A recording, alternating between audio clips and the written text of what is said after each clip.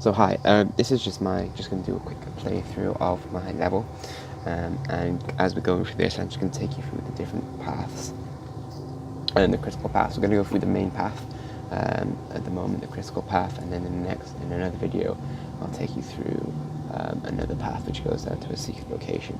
I'll talk a bit about what's going on through the level as we move forward. So this is where the character starts. As you can see, there's a lot of meshing going on here, some skeletons, there is a hidden door trap just by here. There's not much too complicated going on here. When we go into the second room and you're met with a basic squisher which has a particle attached to it to make it look kind of a bit more alive and real, really. Then we have a pendulum which has got another steam particle attached to it. We also have a trigger box in here which activates sounds when the character goes through. It activates the background ambient noising. Just by here we have our a basic rail, just standard, nothing fancy going on there. And then the cogs, the gears we have that are turning, they've got the hidden movers attached to them to make it actually turn. So yeah, that's pretty cool. And again, we just have a basic mover just by here, and then a spinner trap. Up here we got some pickups, which is that. And then what I've done here to try and make it look a bit more like dungeon lava-y. Obviously got a lava waterfall, and we have some basic missiles, basic shooters coming out, shooting out of the lava, and then obviously we have the spikes just down by there, which have a huge collision, so if you fall on them you will die. We do have like a secret air quotes. It's more of like a challenge area, so if you want the extra health you have to dodge the trap, which is pretty simple to do. It's a nice easy one. And again, it's exactly the same basic shooters as they have behind the lava. And obviously basic rail again, basic mover, sorry. Here we have some basic rails, which look pretty cool. Haven't done anything extra to them, they're just as is. Yeah, pretty cool. But here we have the Constantina hammer trap, which I changed the message to axes because it's more interesting. As you can see on the back piping, I still have the rotating, the hidden rotator attached to the standard gear mesh to make it look like the hammers are working through the clockwork. Also here we have a spinner trap, which I've got about 4 or 5 spinning traps attached onto each other the same to create that, to create the effect, to make it look like there's more than one spike coming out of it. In that section there, I also got to mention there's a reflection sphere for the lighting to make it look better. I've also got a post-process box around here to give it that more of a dark and more brighter contrast between. I've also got a bloom on there as well. Going down here, we will go down there later fully, but right now we're not going to go down there. Now you see it's just a basic mover attached to some other meshing to make it look like it, to make it look more viable. That there's actually like a lifting system there. You can see when you just get into this bit, and again we'll just hit into a trigger box, which activates sound. If you can hear that, I don't know if you can. So that area is pretty cool. So in there's not much going on in that back room. Some basic lights, and then we've got some enemies walking sideways in a walk cycle. And then we have the jump, don't die. And we have the jump pads, which includes player velocity, so you can't just stand on the thing, because you can't really get the height if you just you have to actually run into it using player velocity, which is pretty cool, except for this one here. So they're about set to like 1000 jump height, except for this one I've switched on override player velocity. And here, as you can see, the lighting changed, and the post-process volume has changed to give it a bit brighter and vibrant, because we are now outside. By here is a trapdoor, which I attached the trigger onto, and if you run across, it will fall. Down there is a spiky death trap. And again, if you can see little particle, I mean, we've gone past it, there's like a particle effect, because you can see it through there. It's like a like a spike ball in the top corner of that room there.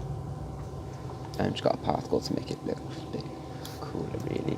I then added in some enemies and added some sound into it as well. By here, it's actually quite an interesting one because I was kind of bored of the basic movers being really the only lift system that we have. So by here I added a hidden, I used the pendulum, no, sorry, that's the wrong one. I used the basic squisher and actually scaled it down to make it look more like a pedal stool type thing, and added the lever system to make it go up and it will smash down. So if you don't get it to the top, jump off quickly, you'll go smashing down to the ground. By here again we have the trigger, a trigger move, basic mover. Then we want to jump over here, and then we have our missile trap. Again, the same basic thing really, but it's shooting down from the sky as they do.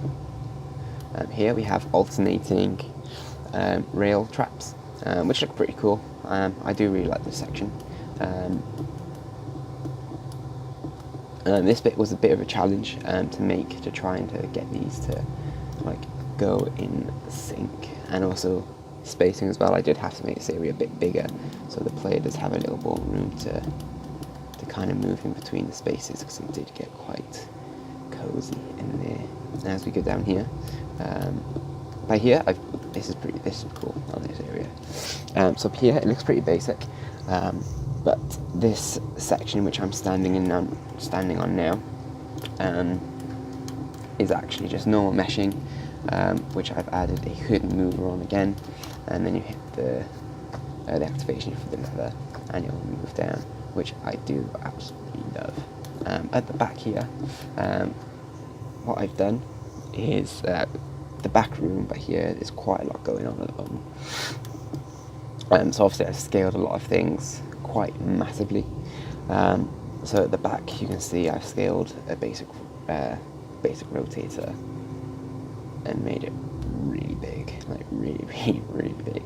I've also got some fire effect in there in between. As you can see, it's green, so I actually had to go in the blueprint and change the colour. And we also have, I believe, a particle effect, yes, to kind of make it look like an aura coming out from the ground in that little section there, which is pretty dope. And then we've got back here with the trigger again. This was using just basic meshing. I then attached the chain to the meshing and added a hidden mover.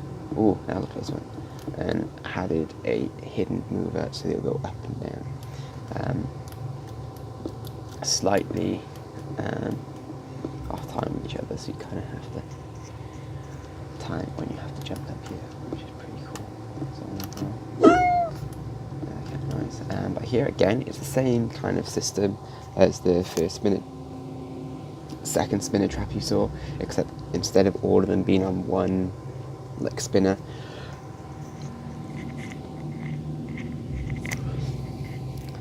there are multiple spinners, but I have attached quite a few spinners to one section, so there's quite a lot going on there meshing wise. So we each, I believe there's like 4, so there's about 4 spinners attached onto one spinner, as you can see there, and there's 1, 2, 3, 4, and there's 5 of those, so there's quite a lot here. Obviously by here it's just a basic pendulum. Nothing fancy, is that it is alternating. So I believe they're set to, nearly all the pendulums here will be set to about 70, minus 70 on its axis. And by here, these are the trigger, so these are signal rails, so as soon as you jump onto this lovely little trap thing, what's the word? Trigger, that's the one, trigger. These will access, these will start to move, get your heart, and then jump over to the next bit here, hit your checkpoint. By here, if you can see, I have completely changed from the original one, so I did have used this horrible trap system, so I decided to take it out and put in a big boss here instead, which is pretty cool. Also, depending on how much weapon damage pickups you've had, you can sometimes take him out in one go, like that. If you do die towards the close, obviously you have to hit him a couple of times. I have ramped his health up to quite a bit actually. I think it's about 7, something like that. About 6, yeah. I think it's about 6 I ramped his armor up to, which is pretty cool. As you can hear, I've also added sound into the. I've added notifiers into the animation sequences of the weapons and the walk cycles, so you get the nice footsteps and the swishing and the swishy sounds, which is pretty cool. Also, you can hear the background. If you can hear the background music, I don't know if you can. Also, then that was pretty easy to do. That was just literally adding in cues and then looping them.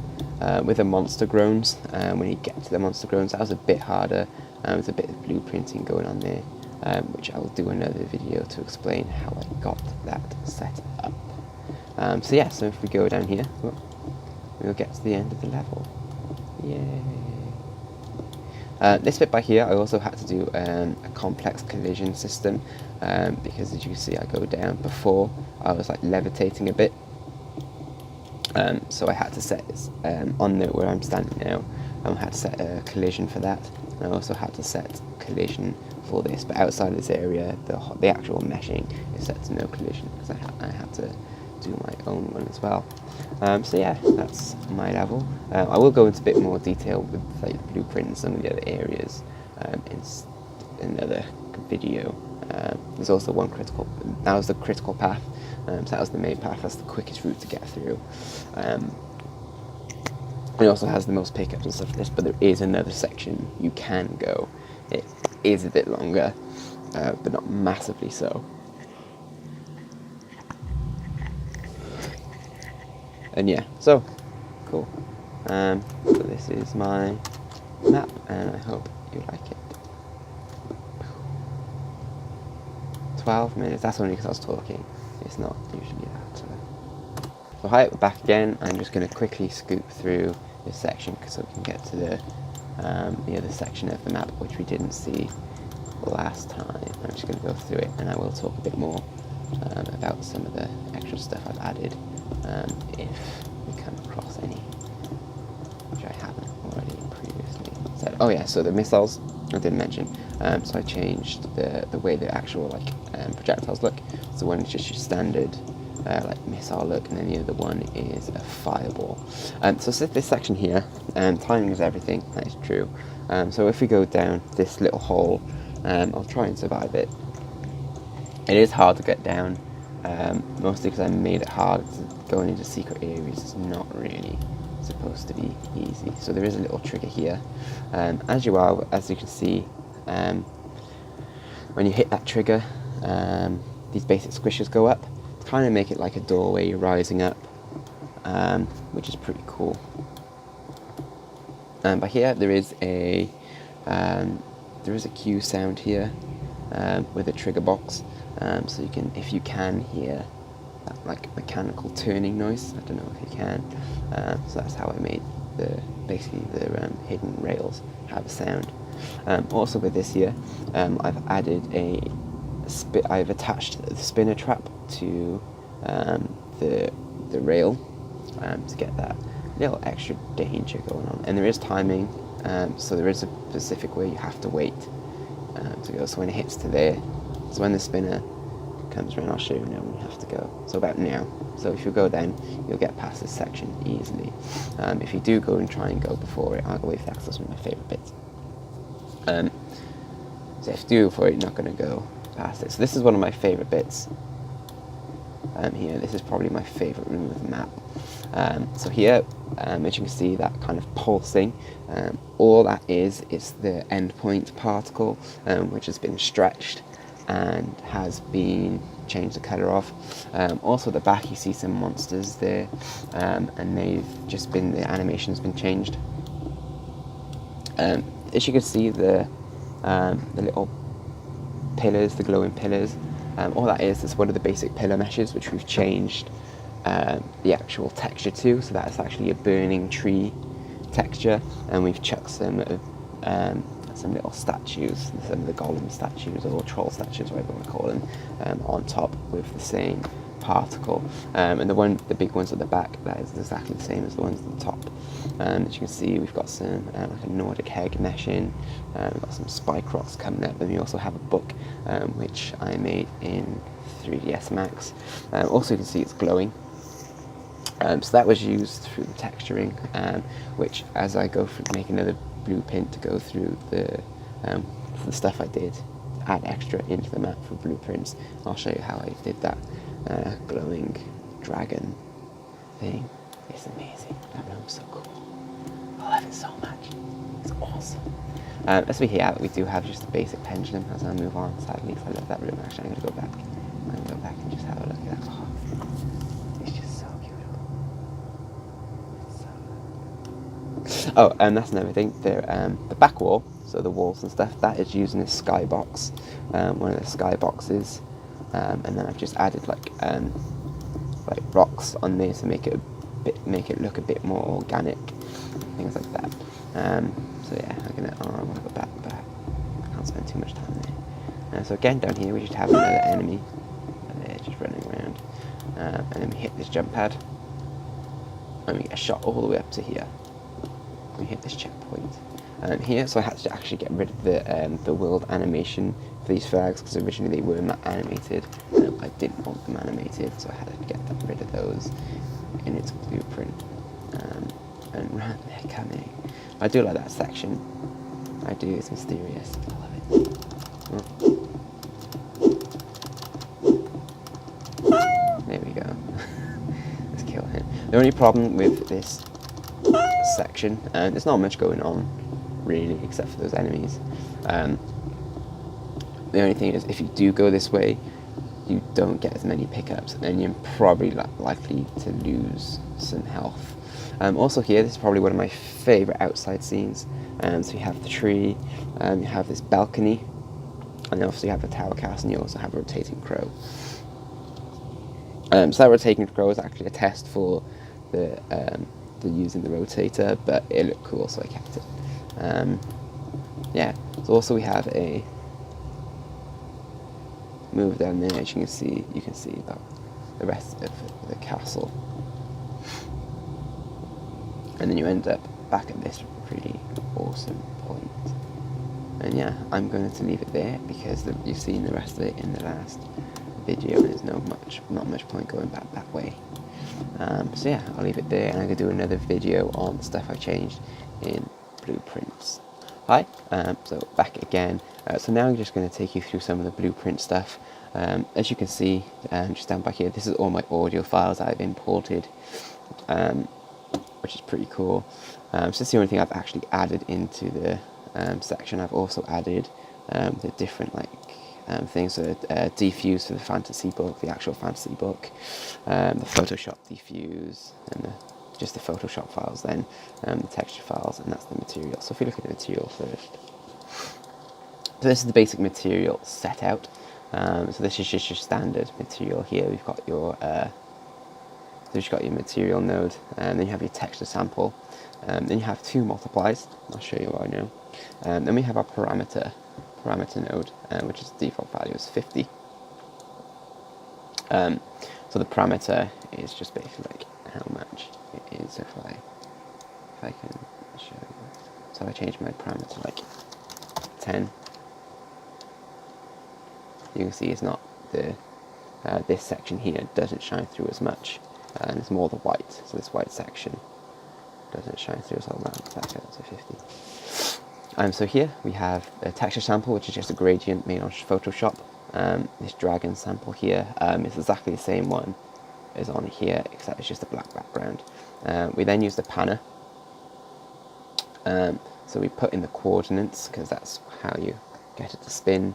And then we put a speed on the x-axis, which is a speed of 0.5, because that's a really nice one. I'm not going to save anything there because it looks good. No, that's not safe. So that's what I changed. So that's how I made this here. This glowing thing here. Also with a particle.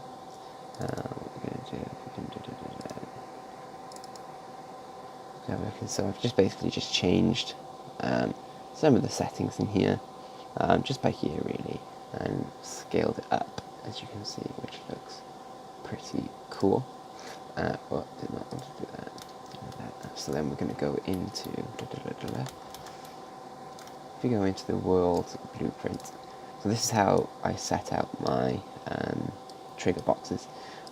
So you bring in the trigger box here, then you bring in the sound, the cue sound here, then you add audio component, click on play, and then you have to make sure the actor is destroyed once you've left the trigger box.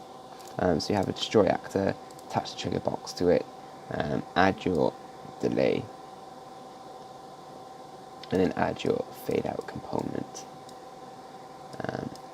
by here. And it's basically the same for all of them really, so I got 3 different ones. The blueprint's exactly the same, it's just changing it's literally just changing the sound, and make sure the trigger's been changed as well. Which, that's pretty much it for that. Yeah, it was pretty easy to do. So if we get to that. Another thing I changed was, where is he gone? Aha. So in these characters, the way they got the noise when they die. So if I open up Emily Bomber, and I gotta find it. Where's it gone? Ah, that was it. So if you go into here, it's not this section here, it's the event graph. No, that's not the one. We want to go into death. So when we go into death, we have the spawn location emitter. We then have play 2D sound. So when it dies, the 2D sound will play, and then target is destroyed, because obviously we don't want to have it playing all the time. So that's where it is there. So then exit that. So that's how I got the noise on death. Other things which I changed in the blueprint, I think that was it. There's nothing down here, was there? No, the only thing down here was, so we had the... So here we have the trigger box, and then the sound node is somewhere in by here. So it can basically broadcast all the way to here without it being too loud and hideous.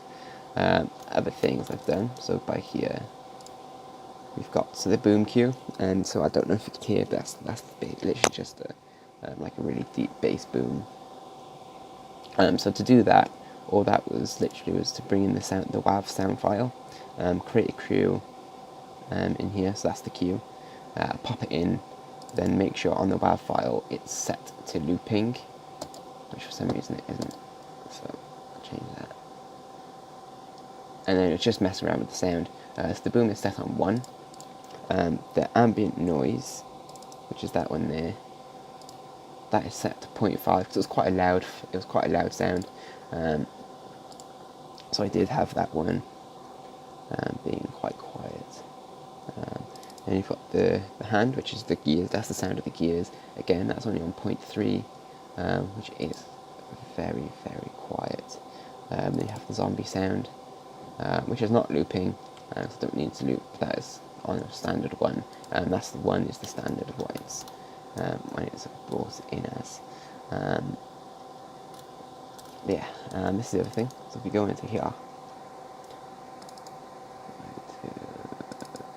static mesh.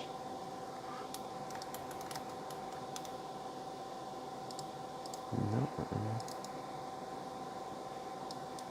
Aha, this is it. So world position offset. So I had to switch that off to stop it from being animated. So I just disconnected that, and that was pretty easy to do. I've also got a post-process volume as well. Anything else? I believe that was it. Yeah, the only other thing here was, so I had to create these collision boxes, the blocking volumes. So there's one there, and if we go to wireframe, that didn't help. And there's one there as well. There's one just underneath that section you can see there. It's highlighted there. So this whole thing is non-collision. So I added my blocking boxes to make it work and make it look better. Same thing with the stairs over here.